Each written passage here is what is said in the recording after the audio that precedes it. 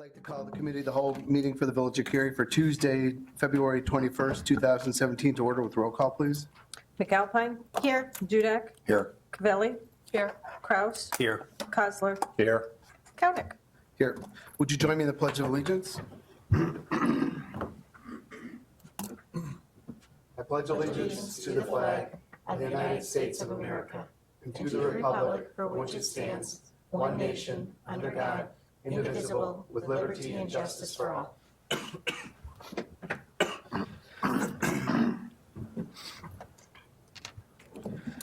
We'll now move to the public comment section where the audience is able to, I think we're all here for, I know what you're here for, I know what you're here for, so I think we're good. We'll go ahead and close public comments. The consideration of the February 21st, 2017 Committee of the Whole meeting minutes. Any changes, credits, or edits, corrections? Thank you. That'll be on the consent agenda. And for the Village Board meeting for February 21st, 2017, there's a revised packet in front of you. There was a couple of corrections on there.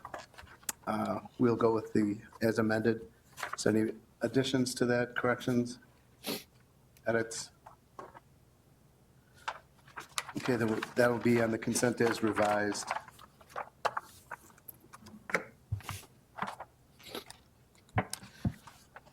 Thank you. The next item on the docket is a public hearing for granting a variation for a monument sign. That item has been withdrawn at the request of the petitioner. Continued. Continued because they weren't able to be at the meeting tonight. So we'll move to the next one, discussion regarding the village revolving loan fund for Kojaks.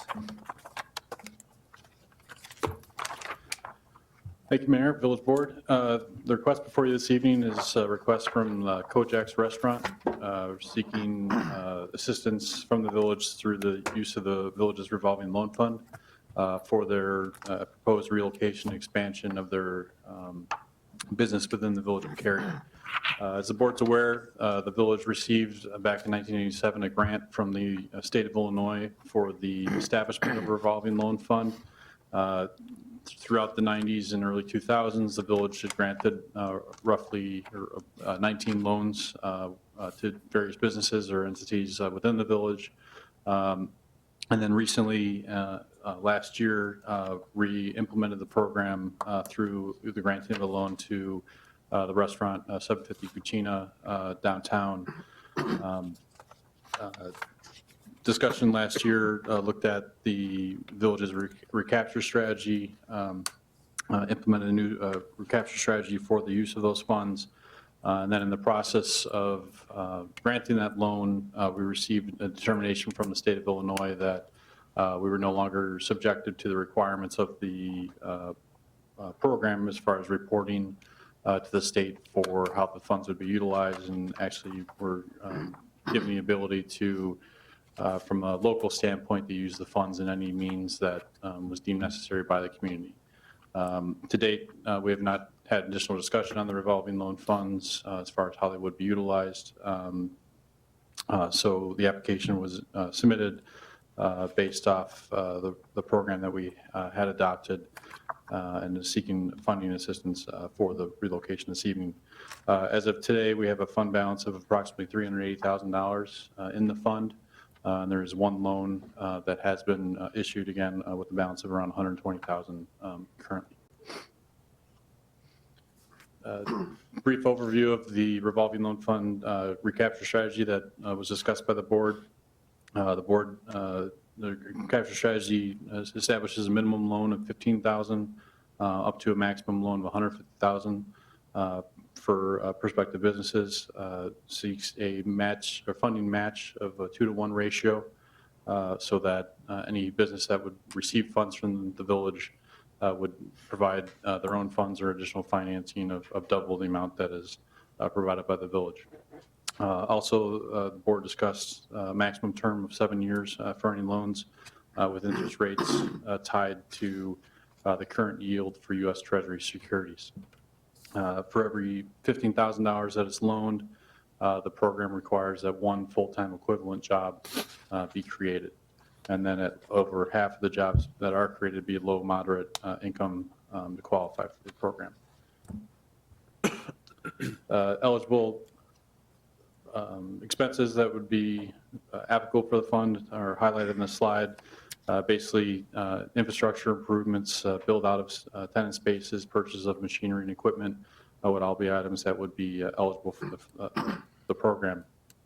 Items that are not would be refinancing existing debt, marketing activities, forgiveness of loans of other financial institutions, or loans to any other public body. The request this evening again is for Kojaks. They're seeking to relocate their business from the downtown area to the Cary Square Shopping Center. The slide indicates the location of their proposed new restaurant facility would be the former lighting store, which is located just to the west of the Jewel Osco retail store. They're performing over $300,000 worth of improvements to the tenant space, and over the next 2 years, proposing to create 3 additional full-time jobs and 7 part-time positions based off the information submitted in their application. The salaries proposed for those positions would be low to moderate income, so they would be eligible for the program based off the standards that have been adopted. They're seeking a 7-year loan term of $75,000 with the current interest rate of the U.S. securities is 2.27%. This evening, we're seeking direction from the board regarding the loan request, and if it's concurrence of the committee, staff is seeking direction from the committee to draft an appropriate resolution with loan terms for consideration in upcoming village board meeting. Restaurant owners are here this evening, so they can provide additional information as far as the proposed expansion, why they're seeking the approval this evening, and then after their presentation, I'll be happy to answer any questions you may have. Thanks. Would you like to come up?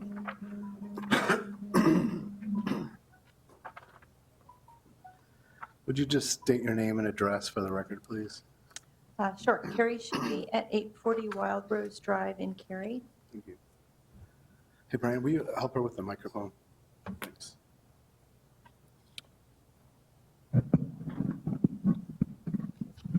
There you go. Hi there, everybody. We're very excited to be here.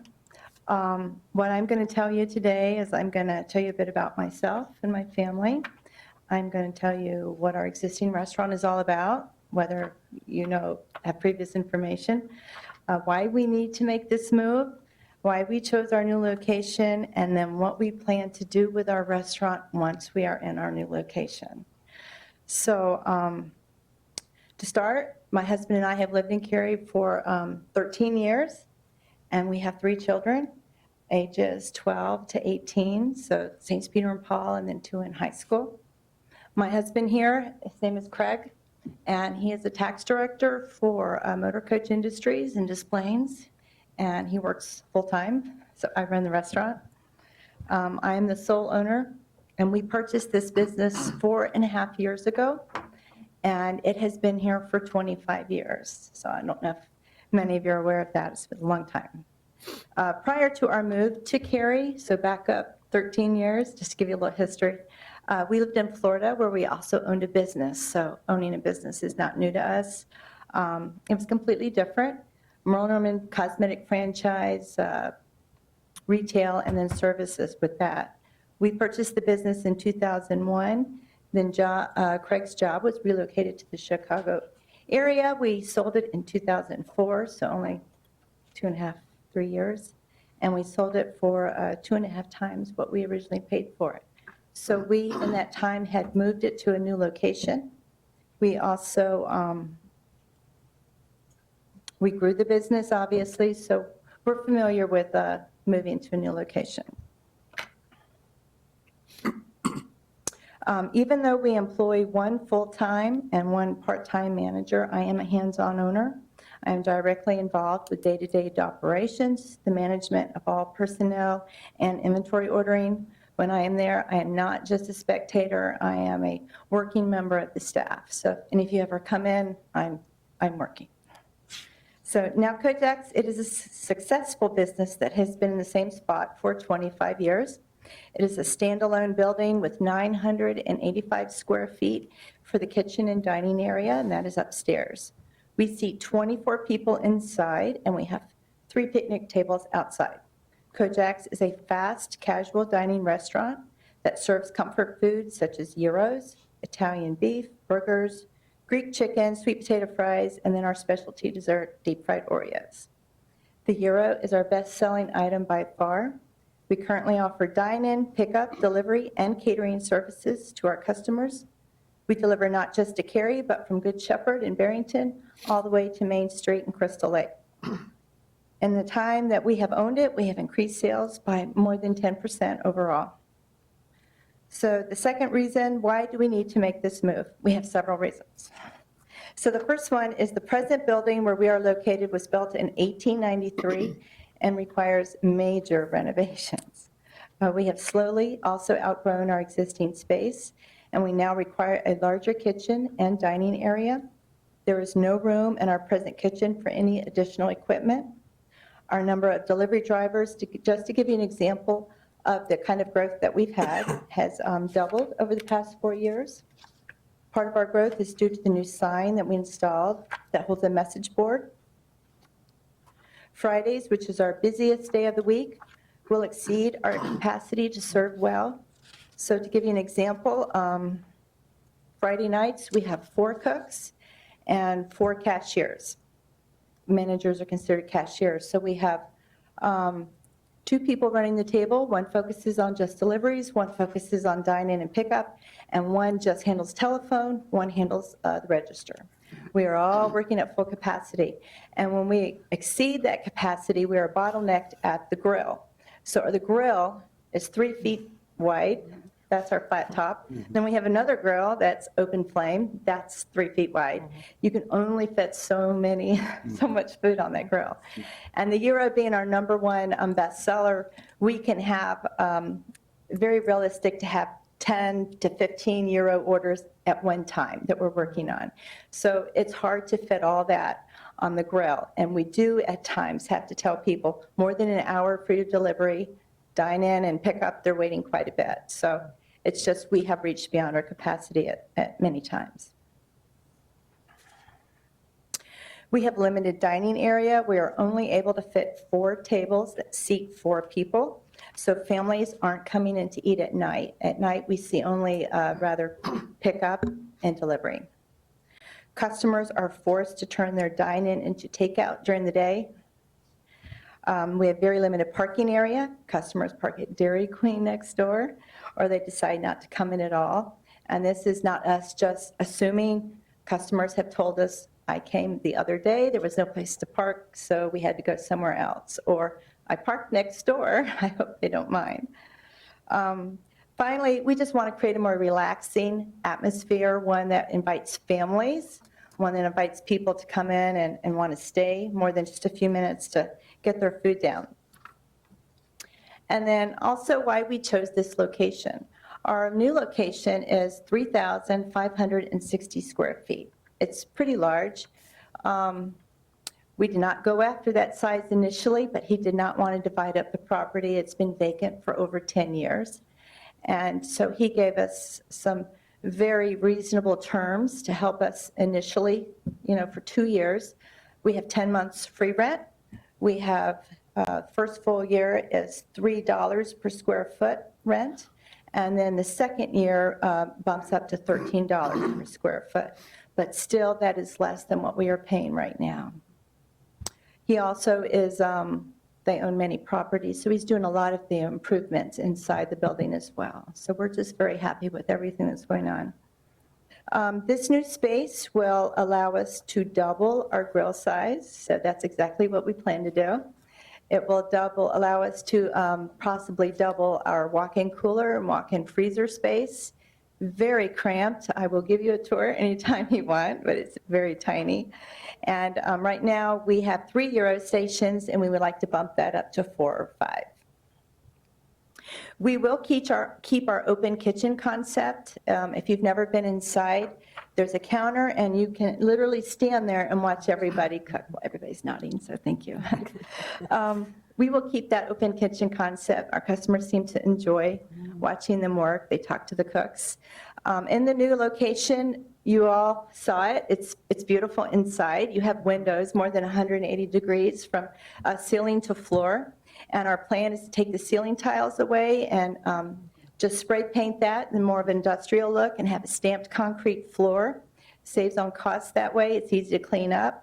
And the dining area will house new chairs, new tables, and booths with several variations of seating. So we're going to have booths, high stool seating, and then just regular tables. So it'll have a good character inside. Large screen TVs will be placed in appropriate areas, and then we're going to be using reclaimed barn wood for our tabletops and for certain wall panels. And this is all going to be installed by a local craftsman. The dining area will then be a very comfortable and inviting experience, allowing more families and larger groups of people to dine with us, and we want to keep the Kojaks feeling on a more appealing environment. The kitchen will be installed with new cooking equipment. Only a few select equipment pieces will be coming with us from our old location. The majority of our current kitchen equipment is at least 25 years old, or it's at the end of its lifespan. The back side of the property faces Three Oaks Road, and it has double entry doors. So what we plan to do out there is build a deck. So we'll be back to ask for, outdoor seating. But we plan to build a deck to extend from the building to the edge of the parking lot. It's not a parking lot for customers. It's more for employees. But so outdoor seating, there's a big tree there, and then we can hang lights. So it's just going to be very nice, very inviting, and good eye appeal from the Three Oaks Road. When we have quotes from contractors, I'll be back to request permission for that aspect of the build-out. Finally, how will our new space allow us to grow and succeed? And I have identified 8 areas of growth for our restaurant. The first one being alcohol. Adding alcohol to our menu will draw a larger evening crowd, no doubt. And so will the more tables, the better atmosphere. However, we will have no bar. We're going to have no open liquor. It's going to be only bottles and anything that can be bottled, such as wine, other liquors, Mike's Hard Lemonade, who knows, there's a variety of stuff out there. But we are going to focus on craft beers. We are asking for a Class J liquor license, and that will allow our pickup customers to also take home some of our craft beers. The second item is ice cream. We will be adding a real hard ice cream bar. Currently, there is no real ice cream competition in Cary, and our selection of ice cream will be equivalent to a Baskin-Robbins with at least 2 full freezers of ice cream selections, and it'll, of course, going to include all the toppings that come with having a full ice cream bar. So with that, we expect to be a great destination for a lot of the junior football and baseball teams to come over and get a different version of ice cream. Our third item is we will be open on Sundays. Right now, we are closed on Sundays. We get a lot of comments from people that they needed a gyro on Sunday. We will extend our current days to be open on that day. In addition, we will extend our open hours for the rest of the week. So currently our hours are 11 a.m. to 9 p.m. Monday through Saturday. We're just going to extend that from 10:30 to possibly 10. The fourth item, gaming. Gaming is a great addition when alcohol is added to the menu, and our huge space allows for a completely offset room where we will house the gaming. So it's not going to be a part of the dining area. You're not going to be able to really see it from the dining area. And it will be well monitored with cameras. Number 5, we're going to add online ordering. Currently, Kojaks does not offer online ordering, but we will be getting a new POS system that will carry that feature, making it easier for customers to order pickup, delivery, and catering online. In addition, we'll be able to offer our own mobile app for Kojaks. Number 6, catering market plan. When we purchased Kojaks, our catering revenue was very minimal. Like sometimes we go a month and we'd have no catering. So we currently have no formal marketing plan or advertising budget for our catering division. We just simply have grown through word of mouth and have our catering menu online and, of course, on our counter. But to give you an example, we have grown. For the first 5 months of last year, we increased to an average of $1,000 a month. For the past 7 months to date, we have averaged $2,600 a month. So we've grown considerably. However, with the additional space for cooking and storage, we will be able to focus on increasing our catering revenue. We will create a website just for catering. It will be separate than our current website, and we will directly target businesses within our delivery area. With our delivery area for catering is actually a 1-hour radius from Cary, so that includes all of Schaumburg and a lot of largely heavily populated areas. So the potential is really great. Number 7, addition of more fresh foods. When we purchased the business, there were a good number of foods that were frozen or pre-made. If you understand, when you have very little space, chicken fingers, you're just going to buy them frozen, right? Rather than you have to buy the chicken, then you have to buy the flour, the seasoning, and you have to store all those ingredients. So now, due to the limited space for storage and only one oven, we are unable to make more items from scratch. So that will change with our new location, and we already have plans in the way for making items more fresh, which I think will be more appealing to a lot of people. And then last, number 8, family-style dinners. This is a concept that will give the customer the option to easily order family-sized dinners at an overall cost savings. So for example, you order an Italian beef dinner for a family of 5 versus an a la carte ordering for each family member, which is what we get right now. And that will be more expensive when you order a la carte. So if you order a family, we have it ready. You just come by and pick it up. So it's going to be very convenient for a lot of people coming home from work, bringing dinner home. Bear in mind, I'm at the end, we are being very careful to keep Kojaks the same in many aspects. To completely change who we are could be very detrimental to our core customers. We understand that. So upon our move, we will not increase prices. Usually people will expect you to increase prices. We will keep the same basic menu with only a few new exciting items added. Our open kitchen concept will remain. We will still keep the casual atmosphere we have now by not having table service. We will be similar to Portillo's, and that the customer comes to the counter to place their order, they find their own table, and they pick up their food when it is ready. We have no dishwasher now, and we will continue that concept by keeping our existing setup with disposable silverware and no formal plates. I hope you now have a better understanding of our operation. I am respectfully asking the board to consider an economic incentive in the amount of $75,000, and by allowing us to take advantage of the village's business-friendly terms, we will be able to grow our business and keep our initial costs down during those growing times. Are there any questions? Sounds exciting. I'm It is. looking forward to it. I've always wanted a restaurant to go out to one of those places because that's always been instead of putting in a service-oriented business, put in something like a restaurant in one of these places to fill it up. I'm excited. Well, our customers are. We've been very vocal about, guess what? We're moving, and because I just wanted to test the waters at first and see what everyone's response was going to be, because we have been there for so long, and everyone is excited. Any other questions? I just had a question. Actually, it's for Brian. I think your plan sounds amazing, by the way, especially the ice cream. I like that. But I just had a question about the loan program. My question was, is this something that we put out to everyone, or is it just by request? Is this the second request we've gotten now? Correct. This is a second request that we've received. It's not, as the program hasn't been in place for a significant amount of time, basically from the last loan that was given in 2006. It's as inquiries came in, we just mentioned that the program has not been operational for a while. And then when the requests come in, we've taken any requests such as this before the board. So this is the second formal request that we've had for the funds. But other businesses or people have inquired on it, and it's not gone forward with the request. So how do businesses learn about this program then? Majority of the time with any sorry, with any economic incentives that there are, it's as individuals come to the village, we'll ask if there's any incentives that the village offers. And we'll discuss other opportunities that there may be for, whether it be the grant program that we have, revolving loan fund program. We'll discuss, what type of assistance that they need for a business. Since we're dealing with public dollars, it's not generally, advertised for every business that this is an option that there is. It's if there's a need for it to help the business to grow.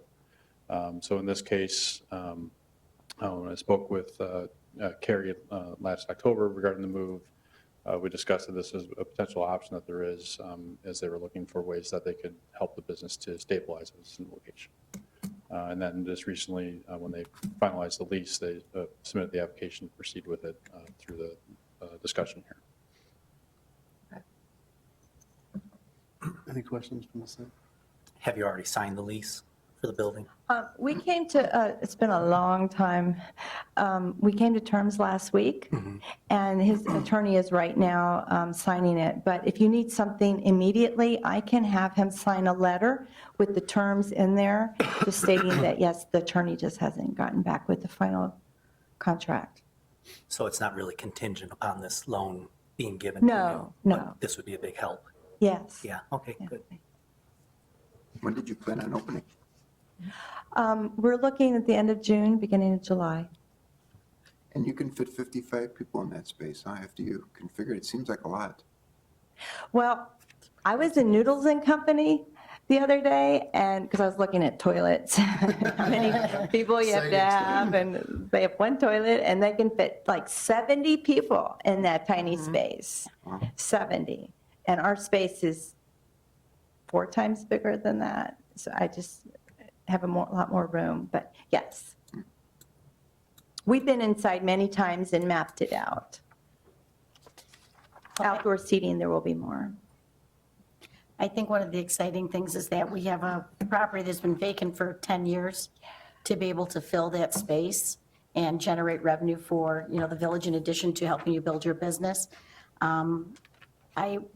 I commend you on what a well-thought-out and presented business plan that you gave to all of us. I think that was very informative and very insightful for how you evaluated what you were looking to do. I'm assuming, and again, this is, the collateral for it will be, whenever we're lending a loan, we want to look at the collateral. Would it be equipment, or what would we be collateralizing against? I'm assuming something like that, Brian? You would work that out? Okay. I think it's great. And I would agree that it's crowded. There's a lot of times where you just can't, I'm sure you lose a lot of business. In all honesty, that people do. I will raise my hand and say, I've done it before. And it's not just because you're trying to get something. And when I looked at this, I kind of looked at it as like a Portillo's as a model for you. Kind of looking and saying, okay, this looks like similar to a Portillo's type of operation. You'll have to work on the chocolate cake, because they got a pretty good chocolate cake there. They do. Yeah, we've you had kind of your reached a Oreos, point though? where we Yeah, have Oreos to are good. move. Yeah. So we're just at a point where we have to. If Absolutely. we've grown naturally, we do no print advertising at all. Right. And it's just word of mouth and our sign at the road. Well, I like to see a business grow within our community, to stay within our community and grow versus saying, hey, I've outgrown Cary and I need to seek elsewhere. I don't want to lose a profitable business model within our village. That wasn't even a consideration. I know, but the point is that if you didn't have a space or you didn't have something like that, it's nice to see that you're able to grow the business within the footprint that we have. Yeah. And what's going to happen to the old building? I don't know. It's very old and it's crooked inside. It's leaning to one side. There are severe plumbing issues under the ground. When we moved in, we would have loved to have replaced the flooring right away, but then we realized it's not stable, and we would have had to replace probably the entire second floor, and then we'd be out of business for weeks while we can't afford that. So we just may do, but I don't know. He owns the property next to where Dairy Queen is. I would tear it down and then sell it. The guys from Brunch Cafe in Foxford Grove. Yeah. That's Ted and Ann. Ted. Yeah. I know you mentioned to trustee Dudek that you're planning on opening June, July, something in that range. Are you going to be shut down for a time, or are you going to go from one to the next, seeing that you're not moving a lot of equipment? So you're getting a lot of new equipment, so are you looking at downtime or not really? I was hoping for a minimum downtime of like maybe 2 or 3 days. Okay, Because we are literally taking maybe 4 pieces of equipment. Right. And everything will already be installed, tested, and ready, and then we'll move on a Sunday, Monday, Tuesday, Monday and Tuesday being our slowest days. sure. Okay, great. Any other questions? I think it's a great idea. I agree with trustee Kraus. We've always thought about a restaurant there, and what a great opportunity for you to expand here. I've been going there for 25 years. I've lived here for 25 years. I remember when they opened, it was a great place to go. But I think it's a great idea. Are you expecting any variances for signage or any of that sort of stuff? Brian, I don't know if you guys have gotten that far down. We had preliminary discussions regarding signage.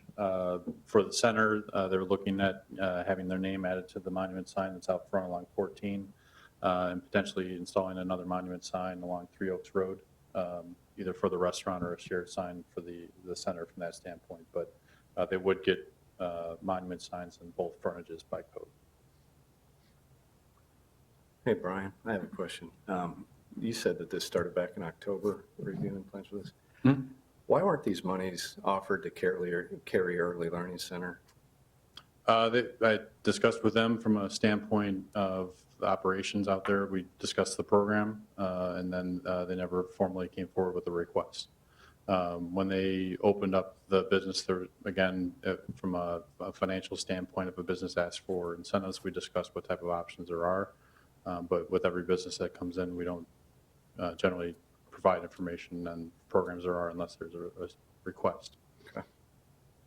Just want to make sure it's fair. That's all I'm saying. Sure, I understand. Well, and that's what I'm wondering too, is moving forward, that all the businesses, I mean, rather than them asking for it, because if I were a business, I may not necessarily know it exists to ask for it. Shouldn't we make businesses aware of it so that if they are interested in applying, that they could apply? Sure, we definitely can. From a standpoint of, with this program, obviously, when it went through for the previous loan, the request came forward. We re-implemented the program from the standpoint, and then also had the determination from the state as far as, that we could do basically whatever we wanted with the funds. So it was basically holding on advertising that we have the program from a standpoint of the board hadn't made a decision yet as far as what to do with the funds. If it's to continue this type of program, we definitely can go forward and modify, the website or things like that to advertise that the program is there and provide the application online from that standpoint, and then discuss with any potential businesses that are interested in utilizing the program, the merits, and have those come before the board for discussion. And I would like to see that happen, just because I think it would be fair to all businesses that they're made aware of it, in case maybe there is a situation like Kojaks is experiencing where they want to relocate or expand and they're wondering how they can do that cost effectively. Sure. And we can Understand. help them stay in town. And Understood. Mhm. I think too, I understand those points, and I would just encourage, businesses that, the first step is to come in and talk to Brian and just say, this is what we're looking to do. What are our options? We're here to help our businesses, our existing businesses. So that's kind of the first step, is to talk to him. Yeah, and from a standpoint, there have been other businesses in town that I have discussed the program with, so there's probably a handful or more of businesses that would discuss the program, and it's more of whether they're meet the qualifications for the program that we've established, or depending on the type of improvements they're looking to do, and whether or not they wanted to go through the time and expense to actually apply for the funds. well, for instance, I know the bakery that recently closed down. I mean, did they know about this program? Yes. Did they come in and? Yes. And I think some of it is, and I agree, I think when we look at a program like this that's been dormant since 2006, and that's partly because of what the economy did, and we didn't see businesses popping up. Now we're in a different environment. We're going to start seeing businesses either looking to grow, expand, start off. So I think that it is really prudent upon us to make sure that we do discuss them. But it could be a business, as you said, Brian, when they come to you, and it's not going to be something that meets the criteria of, how many employees are going to be adding to match the funds and and everything like that, but we want to make sure that they're aware of different economic incentives that we may have available for them. Yeah, and the economic policy that the board has adopted, actually, the previous board has adopted, kind of spells out the guidelines as far as incentives that are available. And it's more as the need is defined from a standpoint for the for any sort of incentive, whether it be a sales tax sharing agreement, revolving loan funds, or other grants for facade work. That it's up to the basically the discretion of the board to grant those types of incentives. So any business that comes in that is looking for incentives, we have general discussions with them, but obviously those decisions are made by the board before anything is actually granted. It seems like an easy add, because while you were describing that, I just looked at our website, and if you put in financial incentives, there's a whole bunch of information that shows up. So it's a simple add About this program or, about financial incentives in general. but about this specific Yeah, program? So that's why I say this would be a Okay. specific Okay. add. Right. We definitely can expand on it. It's not a Okay. problem. Mhm. I think that's perfect. Any other comments? Okay, I think you got a pretty favorable reply here. So we'll go to next steps here. We're going to, at the board meeting, we'll be discussing your liquor license and gaming. So don't be alarmed. It was asked that we pull off yours from the consent agenda, so we'll be talking about those each individually, but just part of the process. Okay, so sit down. Yeah, sure. One quick question, Mayor, if I may. I just want to confirm that the consensus of the board is to continue with the loan terms as laid out in the memo. Yes. Yes. Thank you.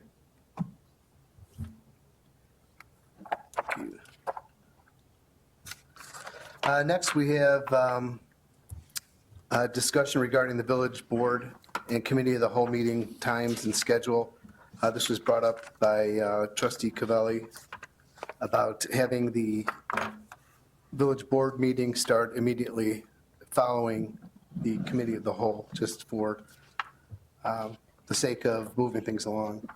So staff has come up with a couple different things, a couple different options, a lot of different options. Too many. So, Brian? Sure. Thank you, Mayor and Village Board. As Mayor gave an overview, this is a previous discussion came up regarding looking at the meeting times as far as potential dead time between meetings, and looking at how we could restructure the meetings so that we'd be more efficient when times during discussion did not fill up the full hour and a half. Staff reviewed our existing code language that's in the municipal code as far as when meetings are intended to occur. And then also, as you can see on the slide, laid out a few options that are also in your memo with additional detail. First off, the village code specifies that village board meetings should be held on the first and third Tuesday of each month at 7 p.m. Obviously, policy or our practice has been to hold those meetings at 7:30 p.m. So our practice right now is not compliant with our code language. So if the desire is to keep the meetings at 7:30 p.m., we should modify the code language to reflect that time period. The committee of the whole meets per code at a time and date determined by the village board. So our annual practice of adopting our meeting schedule for meetings that establishes those meetings at 6 p.m. Is sufficient and is compliant with code language. The 5 options that I've laid out here are 5 potential options. Obviously, there are other options that we could also explore if the board has a desire to do so. I'll briefly go over each one, but option 1 basically is to continue our status quo. Keep the meetings at 6 p.m. for committee of the whole and 7:30 for village board. It won't require us to re-notify or reestablish the schedule for the entire year, but would require an amendment to our village code to make it compliant or aligned with our current practice of 7:30 p.m. Meetings. The second option would be to change the village board start time to 7 p.m., which is actually what the code states now. That wouldn't require any modifications to the ordinance, but would require us to adopt a new schedule for the year as we just adopted the schedule in December. 10 days after that schedule adoption, we will be able to change the meeting time to 7 p.m. For the state requirements for the meeting notice. The third option would be to change, keep the committee of the whole at 6 PM, change village board to be immediately following that meeting. Again, this would require both modifications to our adopted schedule for the calendar year and modify the code to change the language indicating that the village board would be at a date and time indicated by the village board. Option 4 would keep the existing village board start time in the code of 7 PM. This also could be 7:30 PM if we wanted to, but would then put the committee of the whole following that meeting. So meetings would start based off the code time of 7 PM.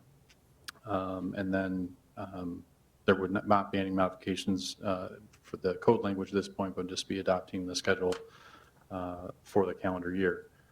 The fifth option would be to, similar to option 3, but would flip the village board and committee of the whole meetings, which would put the more formal village board meeting at 6 PM, where we would actually, there's usually less discussion on items, and then approval of items or ordinances are on the agenda for that evening, with the committee of the whole to immediately follow thereafter. As this committee of the whole generally has more discussion, that way you wouldn't have a time limit to adjourn the committee of the whole in advance of the village board meeting starting. These scenarios all have different implications based off different types of meetings that or items that are discussed. And the staff memo highlights public hearings that would occur. When we provide notice, we need to provide the date, time, and location for a public notice or for a meeting if a public hearing is going to be provided. So generally having established times in those notices is beneficial for instance, this evening with the committee of the whole, we had the public hearing was supposed to be for Thornton's this evening. With option 5, if we continue the practice of having those signs and variation requests or fence variation requests reviewed by the committee of the whole, the public notice would need to identify the meeting taking place at 6 PM, but would actually take place when the village board meeting would be concluded. Potential options to correct that so we wouldn't have public hearings scheduled during the committee of the whole would be to modify the code to have those types of requests reviewed by the zoning board with recommendations to the village board for final approval so that the board doesn't review the items twice. But there is some ZPA that actually held more public hearings, might be a more appropriate location for those land use reviews. Staff has not provided a recommendation in the staff report, just more provided the information for discussion. If there's a desire to modify the modifications or go with one of these options, staff would be more than happy to draft the appropriate ordinances and items for review at an upcoming village board meeting. And Brian did a good job here laying out your options. I think just to break it down a little bit, do you like having the committee of the whole be first? And do you like starting at 6? I mean, those are kind of the 2 decision points. I'd rather start at 6 than 7. Personally, I like options 3 and 5. Yep. I am leaning more toward 5, only because I do agree, it seems like we have most of our discussions during committee of the whole. And if we have a resident here who's waiting for approval, let's say a fence variance or something like that, they could be here at 6 o'clock for the village board meeting rather than sitting through an entire committee of the whole discussion, waiting for approval to see if they got it at the village board meeting. So I'm leaning toward 5 as my preferred option. I like 3 and 5 as well. And my only question, I'm okay with either, but my only question is, the way we have it now, we establish whether or not we want to vote on at the village board meeting, the approval of minutes. So doesn't it make more sense to have the committee of the whole first so you can make that determination, then have a village board meeting right after and approve the minutes? We just take them off the committee agenda. You just have Put them on the, they just be on the board only. okay. then. So as long as you have that flexibility, I would agree with Kim. Any thoughts down here? I'm fine with 3 or 5. I've always wanted to go back to the committee structure and keep the committee of the whole as more of a discussion committee. I think I don't feel like we have enough time during the committee of the whole currently to discuss things. I think things get put on there, we're rushed through, hour and a half we have to get through to get to the 7:30 meeting. And I don't feel like we have enough time to really talk about things in depth. So I think I'd rather go with the 7 o'clock village board, cow immediately following that, or the 6 o'clock village board, and then the cow following that. And then if the cow starts running too long, we could table it and then hold another meeting. I'm not opposed to holding more meetings. I don't mind having meetings and talking about things as a group.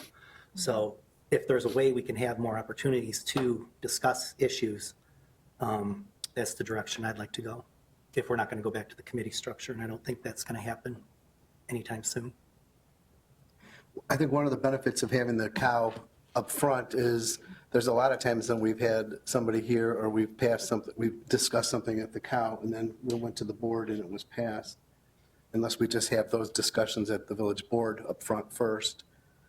So my option that I liked was 3 and, 5, I liked 5, but I thought 3 was more of what Kim was in line, what she was looking for, because by stating that the board meeting would immediately follow, we could take a 2-hour committee meeting and then have the board meeting afterwards. So it would allow opportunities for people to have a dialogue and then still act on something that same night that we need to, rather than switching things around. That's just my thought. I'm not opposed to having meetings on Thursday night too, the way we used to. We'd have the village board meeting and then the committee meetings on a Thursday, as long as it would be that same week. I mean, because then that kind of knocks out that week and then it frees up the other 2 weeks that we have open. And that. I don't have a big opinion on it. I'll be here either way. I think my opinion is that we might have half of this whole board be new in another month. So I'm not sure we should make this decision without. This is just discussion. Yeah. Well, I think from what I could guess, it's 3 and 5 that people are most comfortable with. I'd go with 5. Yeah, I'm fine with me.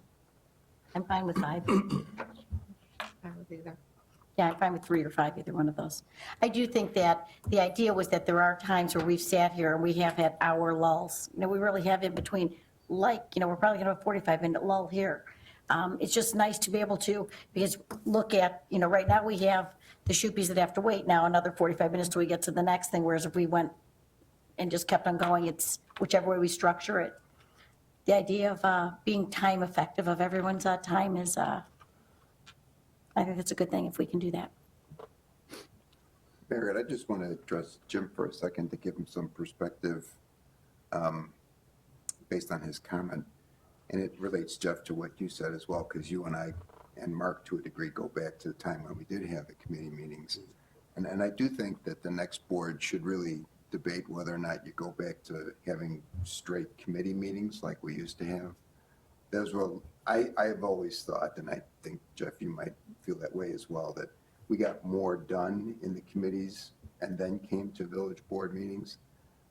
Sometimes I don't feel that we walk away from a committee of the whole, and I said the same thing when Chris was still here, and really understand what the heck the next step is. So to Jim's comment, I would say that's something that on a short-term agenda should probably be revisited by the new board and taking a look at to see if you want to go back to committee meetings, which take probably not available. Is everybody, If I could especially, just comment on that, we can certainly discuss that with the new board. My position, staff's position isn't going to change. It's committee of the whole. I understand people's positions on the committee structure, but I am not going to be supportive of going away from the committee of the whole. just for Kim and Jim's sake, are you familiar with the way that we used to structure our committees before? I am. We had 3 meetings a month. The first and third Tuesdays were village board meetings. The second Tuesday of the month there was 3 separate committee meetings starting at 5:30, and they were in 1-hour shifts. So being that there was 6 people on the board, there was 3 people on each committee, so you would serve on 2 separate committees, and you could have a committee meeting at 5:30, and then you could have a committee meeting at 7:30.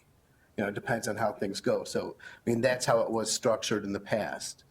And the last board didn't like that. So they decided they wanted to go, they kept saying they wanted to have a seat at the table. They wanted open discussion between everybody because things can be made or, you know, in order to get it out of the committee, you have to have a majority, you have to have 2 out of 3 votes to get it out of the committee.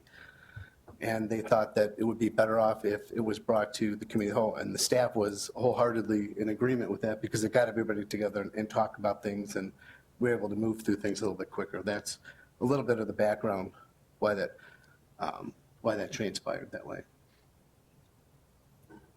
So we need a direction. I need a consensus. It's got to be either 3 or 5. Jim, can you pull the trigger on one? I don't know, what has everybody said, and then I'll weigh in. I'm not aware, who wants what? Well, Ellen, what do you want, 3 or 5? Pressure. Let's- It doesn't, I'm fine with the majority on either 3 or 5.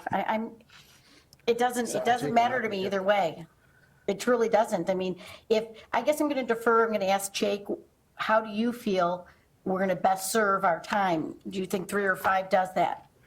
I'd say that staff's recommendation would be option 5. Then I'd say 5. I'm good with 5. All right. You good with 5, Jeff? Yeah, Jim, you good with 5? Rick, you good with 5? Proceed with 5. Brian? All right. Good. We knocked that one out. Thank you very much. And now moving on to a discussion regarding a raffle ordinance. A little background about this, we were approached by somebody that was wanting a raffle ticket because they were bounced back here from the county, where the county used to issue all the raffle ticket licenses, and now they are coming to each individual municipality for approval. And the reason that is because there's an Illinois statute, and it's entitled the Raffle and Poker Runs Act, and believe it or not, Raffle and Poker Runs Act, and a portion of that code states that the governing body of a county may authorize the sale of raffle chances only in those areas which are both within the borders of the county and outside the borders of any municipality, meaning that they wouldn't issue licenses or raffle permits to any entity that was conducting a raffle within the borders of a municipality. And I believe this changed because it used to be that the county would issue them for municipalities if the municipality did not have a raffle ordinance, but I believe there was a change in that statute. So what you have in front of you is a proposal to initiate or add a section of the municipal code that would be entitled raffles, and this raffle ordinance would address all the requirements of the Illinois compiled statutes, and that's 230 ILCS 15. And some of the items that are contained within the ordinance that also are required in the Illinois compiled statutes are, it's only restricted to eligible organizations, and those eligible organizations include religious, charitable, labor, business, fraternal, educational, veterans organizations that have been in operation for 5 years continuously, or on a one-time basis, a organization that has the sole purpose of providing financial assistance to an identified individual or group, or individuals suffering extreme financial hardship or as a result of an illness, disability, accident, or disaster. So there's the impromptu attempts to provide assistance to people that require financial assistance. There's disqualifying conditions in the ordinance that mimic or that parallel the state statute. There's issues related to the conduct of the raffles. You have to designate a raffle manager. Many organizations require that raffle manager have a surety. Right, Ron? And there's limitations on prizes and chances. The limitation on prizes is up to $250,000, and the chances are $200 each. That's the maximum. And then there's a reporting requirement for any entity that was to obtain a license through the village, that they would have to report back to the village within 30 days, their net proceeds, gross receipts, things of that nature. And then also they have the requirement of maintaining their records for 3 years. If you conduct a raffle without a license, it's a Class C misdemeanor under the state statute. And we've also been provided a example of a application for a raffle license that meets all the requirements of the ordinance. So with that being said, I'd be happy to entertain any questions or comments. So by not having this ordinance today, are we out of compliance as a village? Technically, you couldn't have raffles within the village because the county won't issue raffle licenses, and because it's within the borders of a municipality, and it would be a violation of the state statute to conduct the raffle within the municipal boundaries. When I first read this, the first thing that came to my mind is it seems like it's overreaching. Yeah. And it's just throwing more layers of you know what on top of layers of you know what. But if we need to have it because of compliance issues, that's a different, then you kind of I look at it a little differently. Yeah, and I can tell you that I checked the local adjacent municipalities, Algonquin, Crystal Lake, Yes. Fox River Grove, Huntley, Lake in the Hills, and they all have raffle ordinances that govern the operation or conduct of these raffles. So if it's an ongoing raffle, and this is one of the things I asked Jake about, so if it's an ongoing raffle, like, let's take example, Friday night football games, and they do a 50-50 raffle. So do they have to get an individual license each time for that, or what we had talked about is you could do an overall license for the whole season, or how do you do that? I'm glad you asked that question. Because there is a provision in there that allows the term of the license to be over 1 year if it's a raffle that's continuous over a 1 year period. Okay, So there are organizations like the Boosters and AMVETS have a continuous raffle as well. yeah, because that was my concern. When I looked at it, same thing, I thought, okay, really, government? We really need to get into everything? And then I thought about managing it. You know, we might say we're not going to charge anything for, but how much time is it going to take for us to administer it? But Jake kind of explained the streamlined process to me, so I felt a lot more comfortable with it if it is a requirement that the state and everyone around us is doing, if we have to comply with that. But I just want to make it easy. I don't want it to be something that's a burdensome to our staff or to someone that needs to come in and get that done. The intent here is not to make it onerous for anyone, both internal customers and external customers. I mean, we want this to be streamlined here. If previously an individual would have had to go to the county Right. to obtain a raffle permit, you'd have to go to the Liquor Commission because that's who governed the operation and issuance of permits at the county, and then you'd have to return your report to them as well. And that was a $5 permit fee, which is nominal, number one, and the maximum you could charge for a raffle fee, a license for a raffle license is $25. Okay. So that's by state statute. So, you know, again, you're looking at entities that are trying to raise funds for honorable purposes, and I think our role in this as the village is to ensure that those raffles are legitimate Right. and run correctly. So with the high school, can they just get a license for the whole year for all their associations? No, it'd be for the individual raffle. So, yeah, if there was an individual changes, because it's the raffle manager that's really the key component of this. So you would designate a raffle manager, and they might change from organization to organization.